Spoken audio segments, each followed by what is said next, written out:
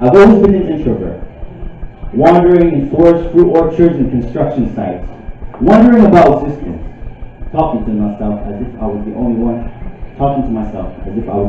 who understood me well. Not crazy, just thinking out loud, for crying out loud, for God's sakes, leave me be. I'm comfortable being by myself, not beside myself, just a hermit focusing on the things that matter. You see, days pass by. I grow old and weary. Thus the hustle and bustle lifestyle isn't my forte. Social anxiety, is that what they call it? Figures it spawns those special alone moments in the train going from one place to another. Plugged into music, immersed as if it were the soundtrack of my life, and with every hit on my track list, my train of thought is hit with every track rumbling from my bass line. Like discovering the falsettos in my life, my mind tries to translate all of this. I learn, I grow, taking notes. Alienated by that sustained strength against shallow bombardments that cause nothing more than a fizzle in my space. I need a big bang, like an actual existence. Not to feel content by being content, by putting up with this airheaded civilization that has nothing better to do than hurl all these made-up ads. Brainwashing the public with their retouched models they live, forcing you to get rowdy. I ran out of bubblegum to be popping off the gums to pop off the lid a while ago, so no consumerism. You better pipe down to the pit of it. Just when you thought you knew the answers, I changed the questions.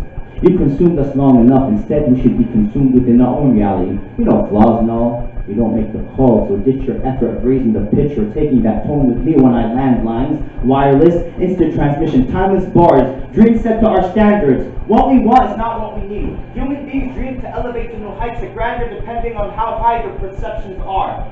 Now that is a sight for sore eyes if they fall, even if they, before they peak or peak. You see, my heights of grandeur is to be on top of that mountain.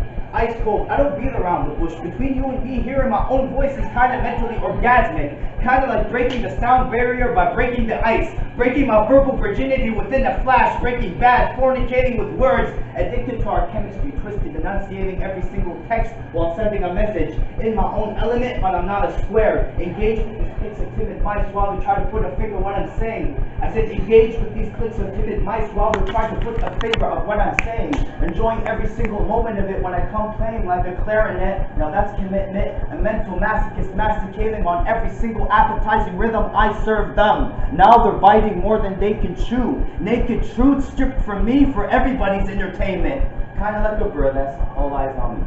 Well, my soliloquies and monologues drive and intertwine within itself. They're snapping, wait. Get the paparazzi, they're snapping, wait. I gotta snap at this before I come again, premature, going fast and furious, drifting away again. My train of thought is reckless, literally gone astray, sleeping awake, chasing lucid dreams with flaccid means, almost turned to the lady in the red dress, dodge a bullet there, reacting to these agents from this matrix. You know, I should know better, because I'm an anomaly, a loner, an introverted anti-conformist, and now you know why I'm the one who's always comfortable being by myself, because I'm the only one who understood me well. Thank you.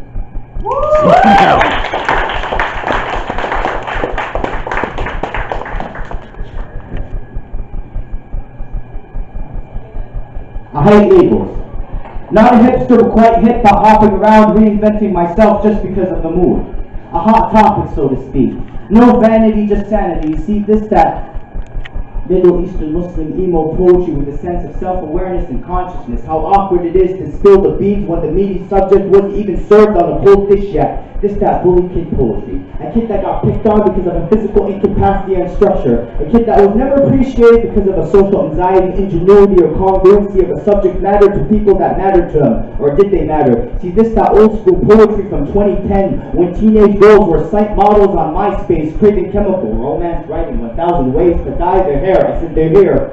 Serial poets in the morning. They're great after singing merry melodies.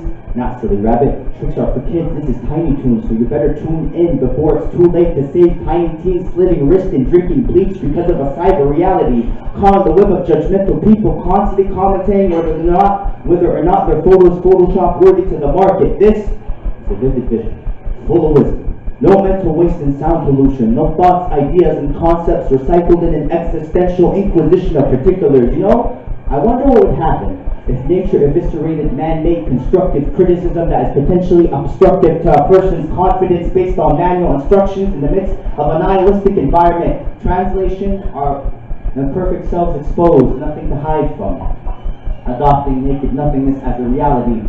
adopting naked nothingness as a reality. If we only had the chance to embrace each other, forget and forgive everything around us in the middle of nowhere, ironically somehow we would still attempt to attain perfection. That's the problem. Competition melded with ambition, convoluted restitution, ambiguous to ourselves. Saying himself was cast out because he put on a front of God, acting up, thinking he was a superior being. Jokes on him though, his stuck-up attitude got him stuck in his wicked ways, earning him the lead role to his downfall. So let's forget about ego for once. Let's abandon tackling who's better than who for once. No vanity, just sanity. Pure self-consciousness, kind of like a lonely person living his life as if he were forgotten, because loneliness creates a fantasy-based metaphysical reality that is void from corporate shells left by verbal shots from society. A society with just the juxtapositional injustice from court gestures on how to dress, how to look, how to write, and how to be. Acting a fool, Play-Doh molded by the ones who play with dough, a vessel void of a sole purpose. They say we need to be pushed back several steps before launching like an arrow, but I say, now that's comical because we already got issues. I also say don't observe the panels when aiming for goals, let your vision go tunnel. Read between the lines, but don't judge a Facebook by a cover, because now's the time to realize through the reason and rhyme that all we need is an absolution. No vanity BS, just sanity and pure self-consciousness on what we do. Thank you.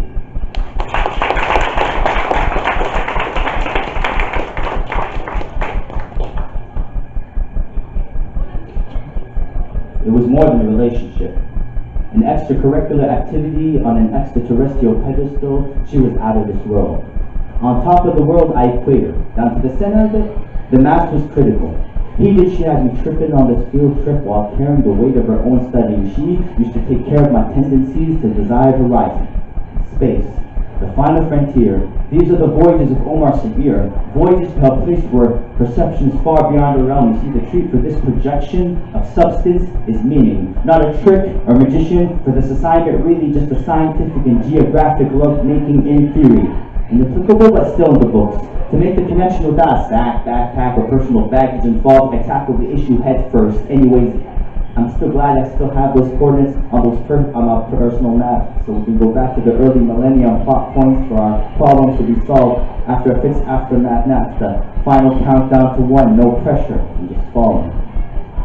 An immovable object versus an unstoppable force. Now, was it physical, biological? Maybe it was the chemistry between us or topography, since I was always on top of the subject matter. Point being, she used to decide to go out, fly, natural. As my relatives, I need some space. Now let's borrow more time for this navigation. Get it? Time, space. It's all relative. Interstellar peak performances with her curves. And Columbus and Magellan ain't got anything on this, because I discovered something more beautiful and brave than a new world. I discovered a galaxy within her. A condensated constellation, complicating thoughts, nebulas, blazars, and quasars imploding within myself. My Milky Way's heavy in her universe, creating for the sake of recreation. Her street smart